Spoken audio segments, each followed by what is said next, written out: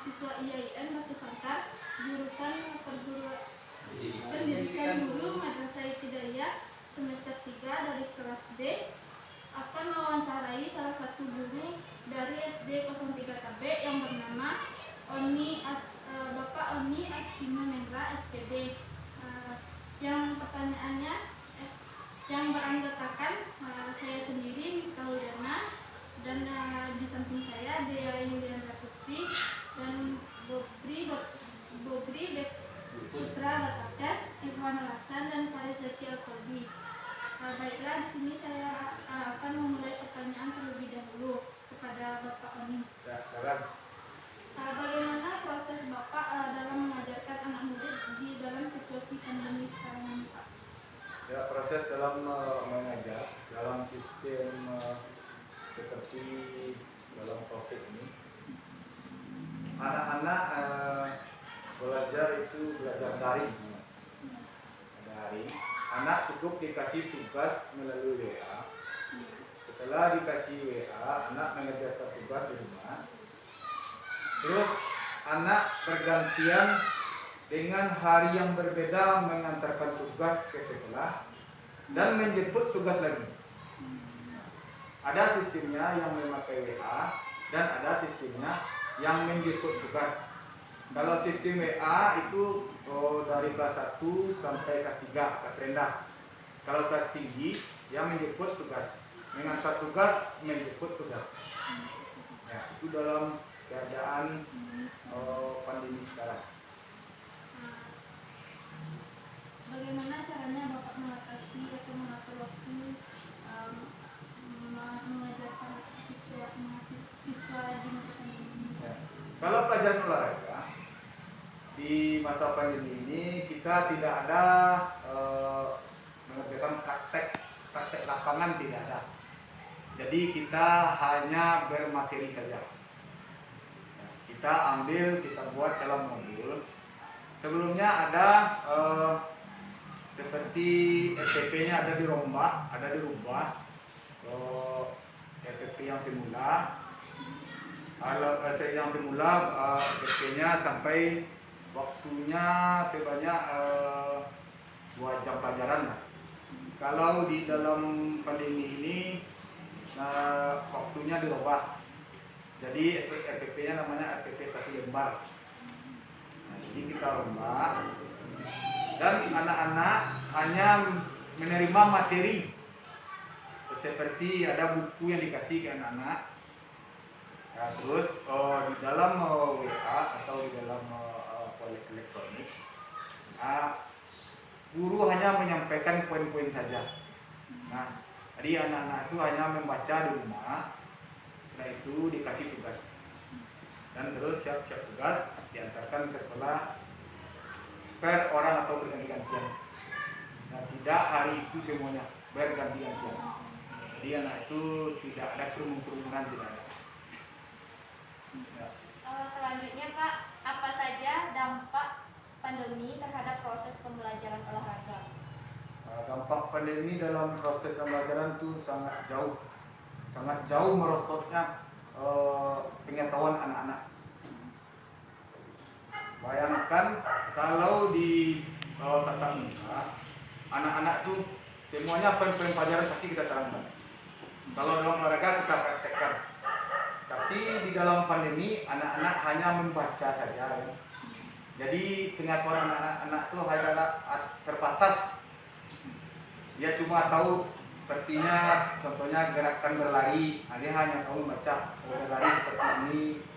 Kalau dalam pelajaran tidak di dalam pandemi, kita terangkan bagaimana cara berlari yang baik, bagaimana terus kita praktekkan. Nah, jadi anak-anak itu sangat memahami dan sangat mengerti dan bisa melakukan di dalam pelajaran tidak di masa pandemi. Kalau pandemi hanya anak-anak hanya tahu apanya saja, tahu tentang keterangan atau materi saja dia tahu. Prakteknya dia belum tahu kan. Jadi itu kelemahan dari pembelajaran daring di masa pandemi ini. Selanjutnya Pak, olahraga apa yang sering Bapak ajarkan kepada anak didik di masa pandemi? Ya, di masa pandemi soal RPP itu kan kita rubah dan KD-KD-nya kita rubah. Kita hanya mengambil dari apa tuh tentang kesehatan. Contohnya bagaimana cara menjaga kesehatan, kebersihan tubuh dan pola makan bagaimana. Pokoknya cara tentang kesehatan saja yang diajarkan. Tidak dengan misalnya ada berlari, ada bermain sepak bola, tidak. Kita hanya beri pelajaran yang mungkin di rumah saja, yang mungkin dilakukan di rumah. Kecuali kalau dilihat dari pembelajaran SMP atau SMA ya, dia praktek di rumah, terus di video kan, dikirim ke guru. Kalau SD belum bisa, soal maklum kelas 1 dari TK mau SD kan, jadi belum bisa melakukan gerakan itu tanpa bimbingan guru pembimbing. Jadi dia hanya belajar materi saja terus diantarkan. Jadi saya sebagai guru olahraga SD hanya memberikan materi-materi saja dan tugasnya di atas kertas saja. Baik Pak, selanjutnya bagaimana cara Bapak meningkatkan motivasi belajar dalam pembelajaran olahraga di masa pandemi? Ya, meningkatkan motivasi belajar dalam pandemi ini. Anak-anak tuh dikasih tugas di rumah. Baik, kalau kelas 1 tuh bersama orang tuanya. Maklum kelas 1 belum bisa membaca, belum bisa. Jadi dia terus didampingi oleh orang tuanya. Nah, dengan pembelajaran itu dikasih, contohnya kelas 1 ini, dia bermotivasi dia untuk belajar dan bimbingan juga sama orang tuanya. Kecuali kelas yang tinggi, contohnya kelas 6. Ya. Kelas 6 kita kasih materi sama dengan kelas 1. Cuma materinya ya seperti tadi dalam kehidupan dia sehari-hari. Dia buat contohnya dari bangun tidur apa dia kerjakan sampai sore, sampai malam, tengah malam. Nah, dia termotivasi kan apa kegiatannya. Besok dia kalau ada di dalam catatannya, dia tahu oh hari ini saya kerjakan ini. Nah, jadi semacam untuk mengatur kehidupan dia sehari-hari. Itu ada poin-poinnya nanti tamat-tamatnya itu ada. Selanjutnya Pak, olahraga apa saja yang cocok diberikan kepada anak didik Bapak pada saat pandemi ini? Ya, kalau olahraga tentu berhubungan dengan praktek. Ya. Jadi saya hanya menyarankan kepada anak-anak belajar di rumah. Dalam arti menambahlah untuk istilahnya untuk meningkatkan imun tubuh. Saya hanya menyarankan kepada anak-anak. Yang pertama, di pagi hari anak-anak itu kalau dapat berjemur kan kita tidak ada tetap muka di sekolah kan, berjemur atau pagi hari itu dia jogging dulu ya. Sampai kalau tidak pagi, sore hari. Yang penting anak-anak tuh keringatnya keluar dalam satu hari itu ada keringatnya keluar. Pertanyaan selanjutnya yaitu metode pembelajaran apa yang Bapak ajarkan kepada siswa tentang olahraga pada masa pandemi ini? Ya, metodenya kan metode daring tadi ya. Metode pelajarannya kita hanya memakai elektronik seperti HP. Kita hanya di WhatsApp saja. Kita berkirim materi di WhatsApp. Terus anak-anak itu membaca. Dan juga anak-anak juga ada buku panduannya. Kalau kelas 4, 5, 6 itu buku panduannya ada. Jadi di sana nanti anak-anak itu membaca buku panduan. Kita hanya di HP ini aja menerangkan poin-poinnya saja, memberitahu poin-poinnya yang akan dibaca anak-anak atau yang akan dipelajari di rumah. Nah, tentu ada juga Kalau yang besar anak-anak kelas 6 dan 4 tuh tentu ada juga bertanya. Kalau kurang ngerti dia mau bertanya, silakan bertanya di HP. Nggak apa-apa. Nah, jadi tugasnya itu adalah daring. Tugasnya daring. Tugas melalui elektronik dan nanti mengumpulkannya sendiri-sendiri ke sekolah. Contoh tidak berkelompok-kelompok. Nah, terus dia terima tugas lagi melalui WhatsApp, ada kumpulkan ya. Jadi sambil kalau anak-anak itu mengumpulkan, kita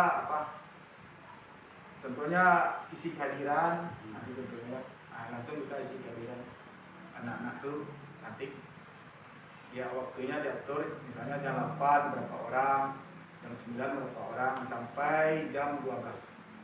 Jadi daring kita pelajari, kita mengajarkan melalui daring saja. Pertanyaan selanjutnya yaitu apa suka dan duka Bapak dalam masa pandemi ini? Dukanya dulu, dukanya banyak. Ya. Dukanya banyak. Yang pertama dukanya kita tidak bisa tatap muka dulu. Kalau olahraga kan pelajarannya yang ceria, yang bergembira. Apalagi di dalam SD ini, di SD tentu materinya tidak sama dengan SMA, SMP.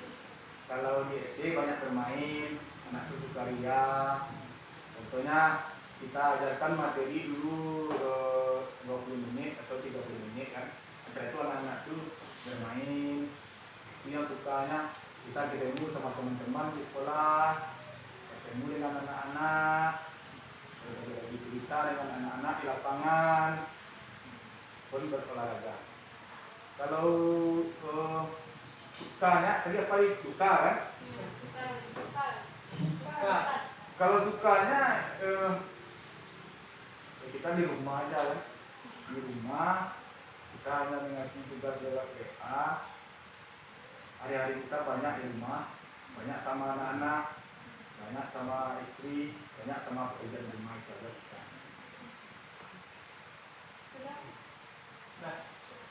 Bagus ya tadi. Baik dah. Terima kasih Bapak yang telah bersedia untuk diwawancara. Sekian dari kami. Assalamualaikum warahmatullahi wabarakatuh. Waalaikumsalam warahmatullahi wabarakatuh. Sebenarnya Ya. Assalamualaikum warahmatullahi wabarakatuh. Perkenalkan nama saya Nurul Hana dari PGRI 3C. Di sini saya akan mewawancarai salah satu atlet atau orang yang sering berolahraga di sekitar saya, yaitu Bang Alex. Baik Bang, saya akan bertanya kepada Abang, olahraga apa yang sering Abang lakukan? Biasanya yang sering abang lakukan itu olahraga futsal. Berapa kali Abang melaksanakan olahraga tersebut? Biasanya ada sampai 2 kali dalam seminggu, ada yang sekali. Apakah sebelum melaksanakan olahraga tersebut Abang melakukan pemanasan terlebih dahulu? Iya tentu. Sebab sebelum berolahraga itu kita harus melaksanakan pemanasan terlebih dulu supaya tidak cedera. Apakah pernah Abang mengikuti ajang pertandingan? Pernah waktu itu mengikuti turnamen futsal di Liga Sangkar. Apakah ada olahraga selain futsal yang Abang paling sukai? Ada. Selain futsal, abang juga menyukai badminton, renang, itulah. Apakah pendapat Abang tentang olahraga? Pendapat saya tentang olahraga itu sangat penting kita lakukan dalam kehidupan sehari-hari. Karena olahraga itu bisa